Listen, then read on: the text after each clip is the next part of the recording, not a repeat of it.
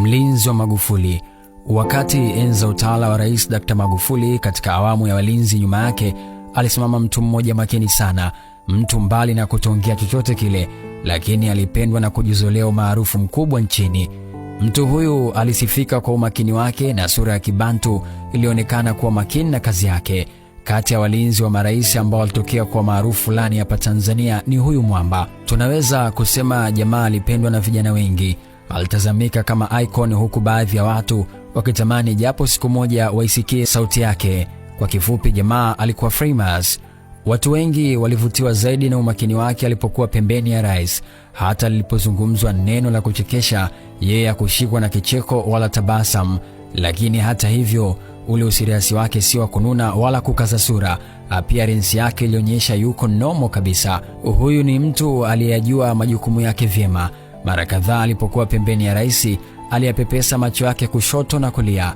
Alitazamika ni mtu aliyekula kiapo kisawasawa, ni mtu anayefeel kile alichokuwa anakifanya, yuko tayari kwa lolote dhidi ya kazi yake. Hii leo nimekusogezea hii baada ya kupita kwenye mtandao wa Facebook na kutana na machapisho kadhaa ya jamaa. Ndani ya mtandao huu wa Facebook, jamaa anatumia jina la Wilfred Mwango. Hapa nikagundua kwamba machapisho hayo yamechapishwa mwaka 2010, lakini pia nikabaini kuwa ni mtu aliyekuwa na mwili toka miaka hiyo, yani ana asili ya mwili pandikizi la mtu. Katika machapisho yake alionekana kuwa shabiki wa mwanamuziki Bob Marley, lakini pia ni mwenye maadili na msiri, hana wafuatiliaji wengi wala comment nyingi.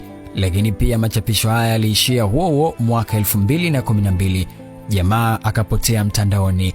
Miaka mitatu mbele, yani mwaka 2015, jamaa akaonekana pembeni ya Rais Magufuli akiwa na muonekano mdogo, yani kama alikuwa amepungua hivi, na hapo ndipo mara kwa mara akawa anaonekana pembeni ya rais.